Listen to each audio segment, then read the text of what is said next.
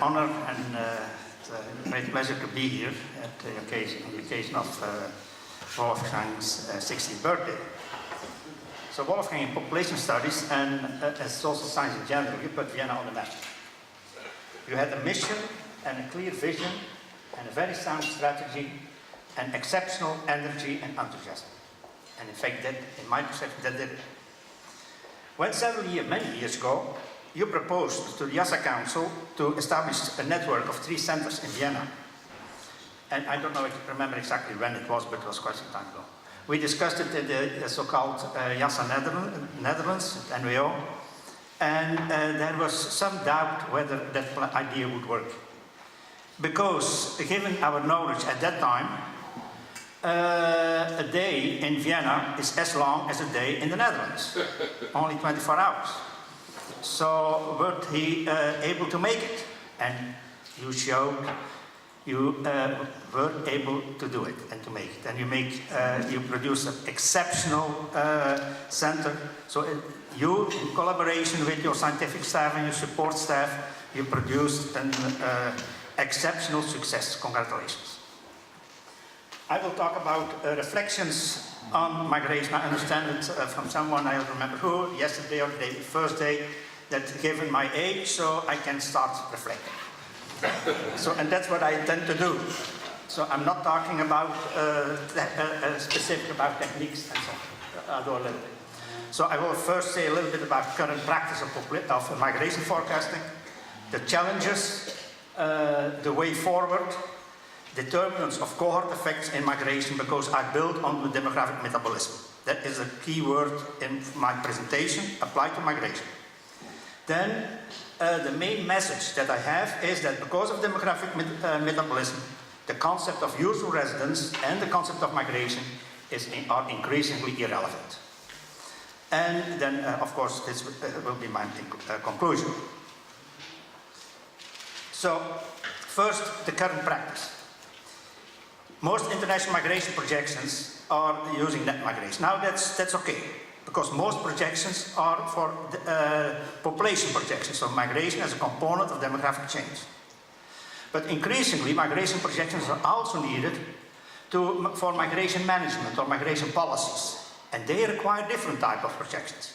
And my presentation will be more on the projections for policies and for migration management. Okay?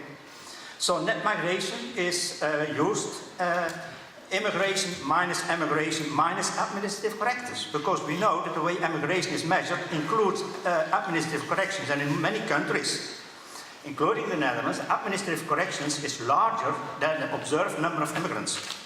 So when you then, net migration is forecasted or projected on the basis of past trends, they are implicitly projecting the administrative corrections, and not all countries make administrative corrections.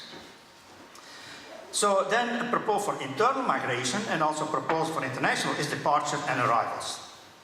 And the basic approach, as Joe Cohn mentioned, find the patterns in the data that are likely to continue in the future. That is the basic strategy also in the UN projections and so on. So, and then deterministic or probabilistic. Today's state-of-the-art is a Bayesian approach thanks to the Southampton School. I repeat it because it was a major contribution that Southampton School has done to demography in general, and that's because demography is in social statistics and the social statisticians are very much Bayesian. So I think that has been very important. Here, in the meantime, you have been able to read these references, and I also advise you to read Bijac's paper on Bayesian demography in a recent issue of Population Studies. So this are the projections coming from Guy's work, and you see the future is uncertain. That's what we know. So how can we deal with this uncertainty? I will address that question. The uncertainties represent the challenges, and there are many uncertainties. There are uncertainties in the parameters, there are uncertainties in the future, there are uncertainties in the model. And I will say the cohort component model is not of any use at all for migration projections. It's fine for population projections, but not for migration projections. And so the uncertainty in the model mentioned by Wolfgang earlier this morning is also in fact not relevant because the model is not relevant. So, what influenced my thinking a lot is the paper by Nico a long time ago, and your debate in 2000, and Wolfgang picked it up and other people, the different types of uncertainties. I think this is something that should may guide it in any way my thinking. So what are we observing? We are observing not only continuities, because when things are continuous, fine. The trend you may extrapolate because that's what continuity is about.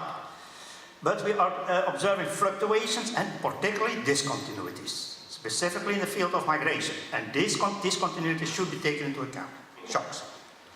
Path dependence. When in a community, some people migrate, many more people may follow. Because of family reunion, because of partnership, but if a person gets a stipend to study in another country, it's quite likely that the person stays. So there is a chain of migrations, in fact, triggered by an initial event of migration. So migration is a process. That's another central idea. The determinants are very complex and they vary by age and in time. So there are cohort effects, there are age effects. And migration is basically an instrumental behavior, which means people don't migrate because they like to migrate. People migrate because they need a job. People migrate because of safety. People migrate because they want to be close to a partner and they want to marry.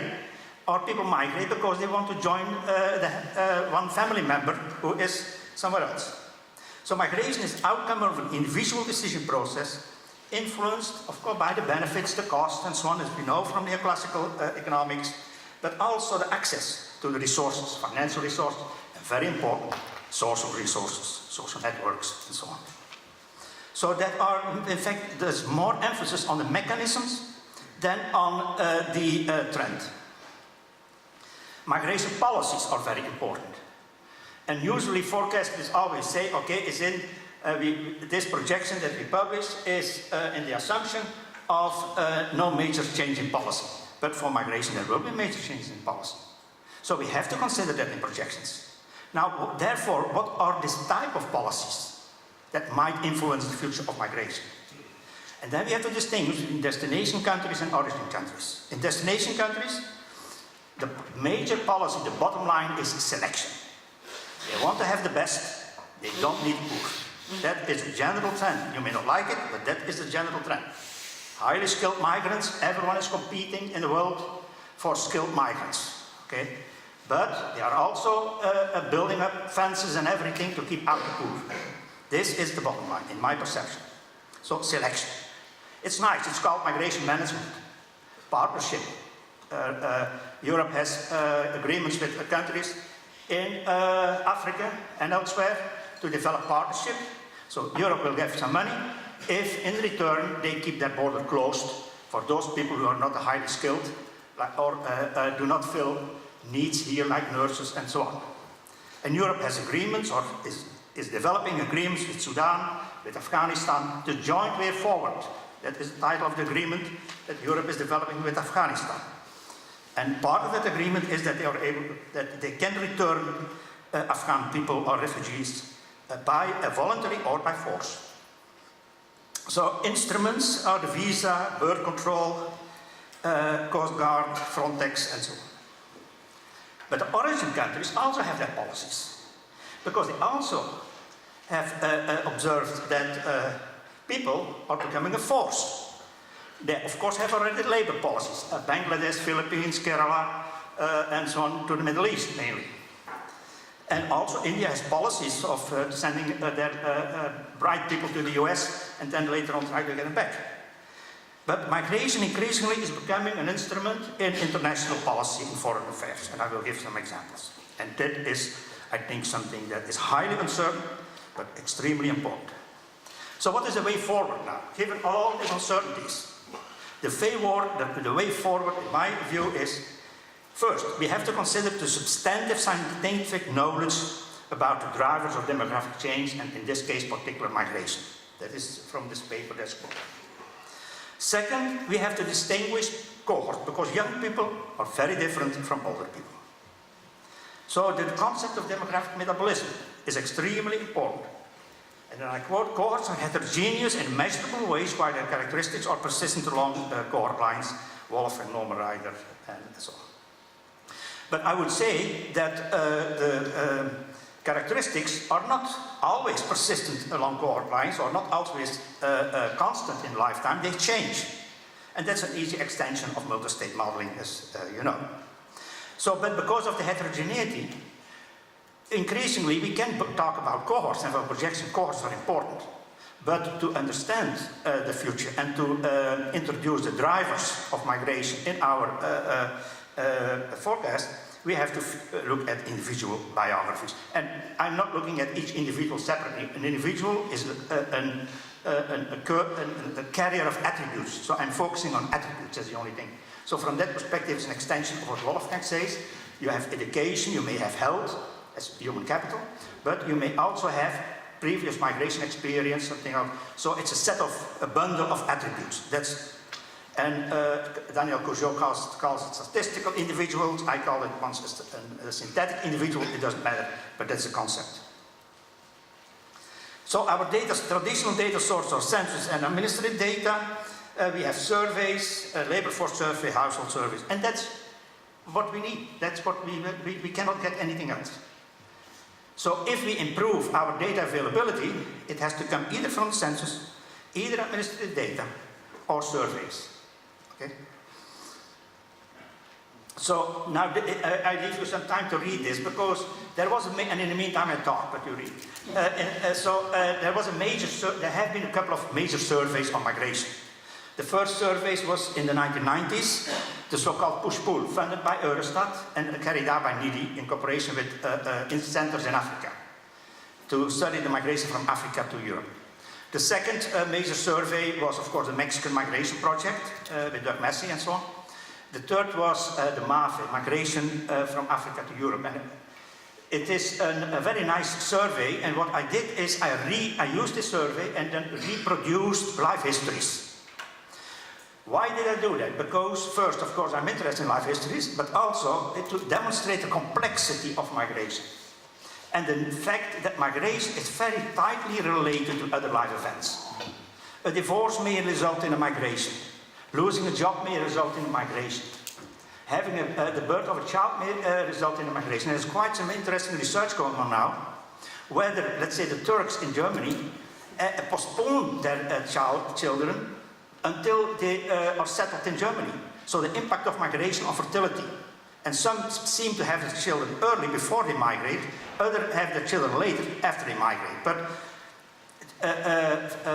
birth and conception can be very well planned now, so which means there are many more uncertainties in migration than in conception and pregnancy and childbirth. So in the meantime, you probably were able to read it. So now I focus on determinants of these cohort effects. Why are the young people very different? And why, therefore, will the future look very different than today? Because their behavior will be different, but also the size will be different. And as we know, many young people in Africa, and they have to go somewhere if there are no prospect for jobs or in life. And it's very likely that they try to go to other places outside of Africa. And so this is it, because that's where the resources are and where the opportunities are. The first is technological change. Information and communication technology has become very important. So a large proportion, and the figure was mentioned, I don't remember exactly, 50% or 60% of the world population has a mobile. And the information is available. Transportation has become easy. Ryanair may 10 years from now may fly to all places of the world. Ryanair is getting more business people now. So next step is intercontinental flights and so on. And then Lufthansa and other organizations, they have to react, and they will then start their cheap flight airlines like Berlin Airlines and so on. So this is a trend. Then the constitution of transnational societies. I think this is a very important trend.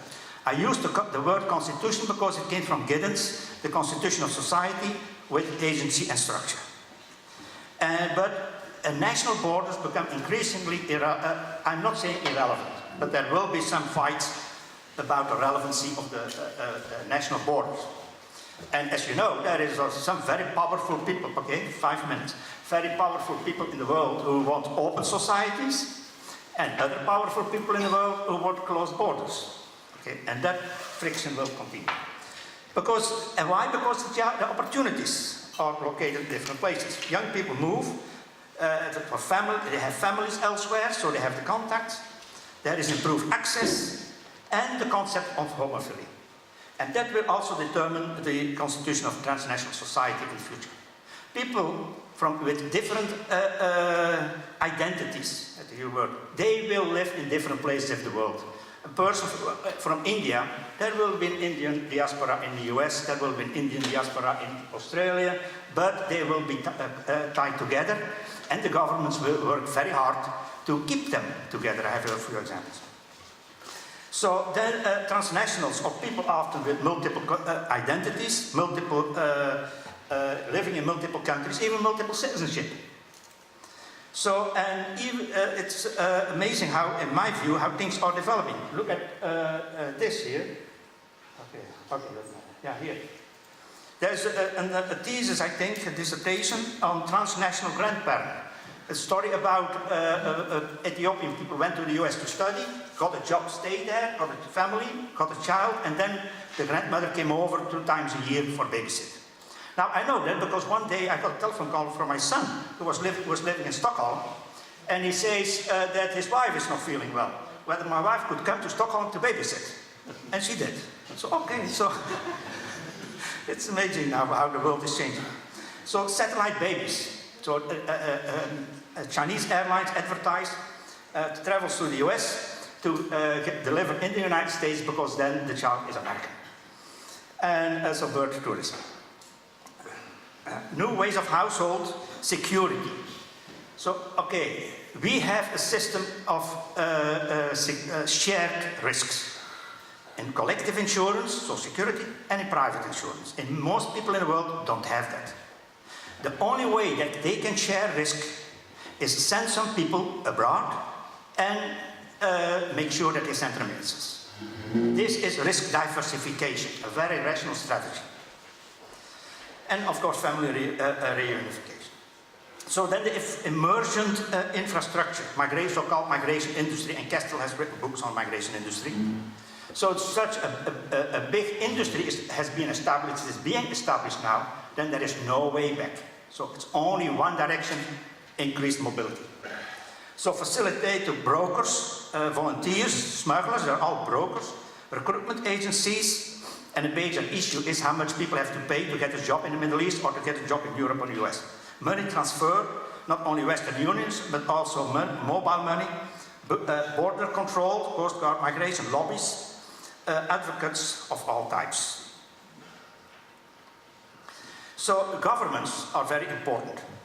And of course have always been important in part of the labor market policies, as I mentioned, but also the engaged in diaspora. So India now introduced, because the problem with Indian was that they could not have two passports. So some people living in the UK, they had to choose, and it's very difficult to choose. So now India introduced this overseas citizenship of India, which is a type of passport, so they do not need a visa when they go to India, in fact. And diaspora bond, very well advocated by the World Bank. The World Bank is advocating countries in Africa and elsewhere to use the remittances for their development. Now, the remittances is money owned by the individuals, but the countries want to get this money, and the World Bank is helping them. Then there are contacts, so that increasingly governments want to influence the diaspora. Something very nice, like in Indonesia, and also Turkey. Erdogan, when he was in Düsseldorf, he says, you are part of Germany, but also a part of the great Turkey. And he also says, don't assimilate, because you're first Turkish and then German. That message of Erdogan in Düsseldorf. This is only the beginning.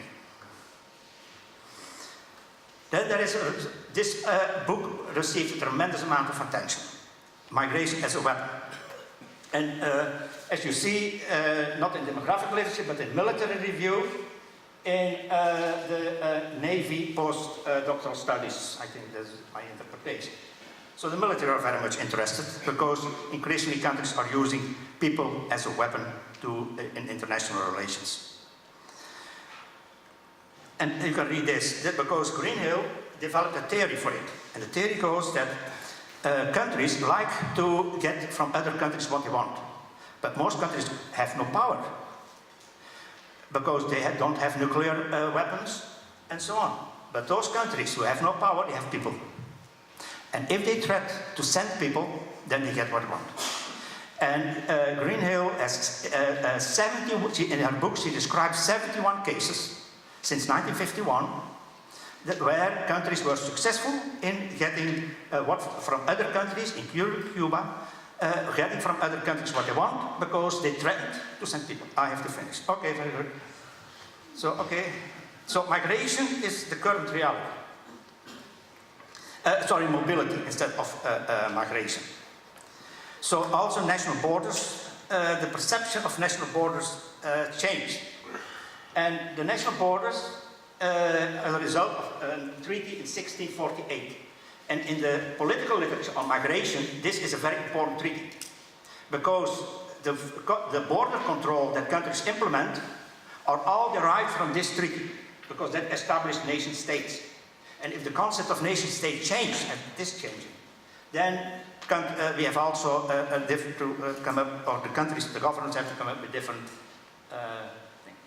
So, individual life histories, because people make decisions, and of course then that's what you could expect. The result is we need microsimulation, and we need microsimulation can be based on individual transition rates or on decision rules.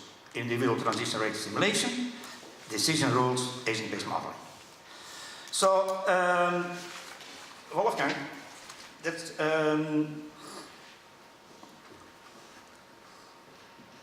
I wanted to give you a present.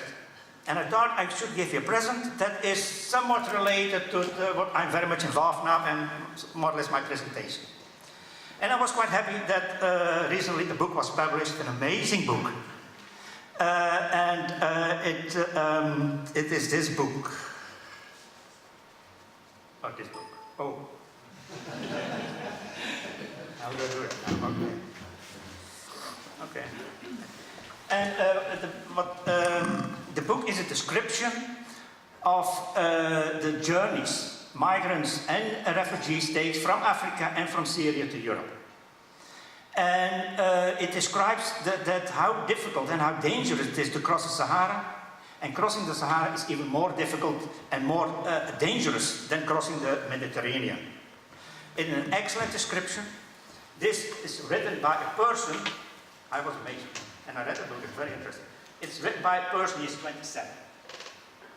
He got a degree in literature and journalism from Cambridge, and he is the migration journalist of The Guardian. And so this is his English version, that's his German version, which probably came out very recently because the book is relatively recent. So it received a lot of attention, and it is extremely well written, and it gives, from my perspective, a very deep insight in the migration issues today, and since that migration issue will be here to stay, also very many things that will determine our future. Congratulations. Thank you, Frans, for this excellent description of complexity of migration.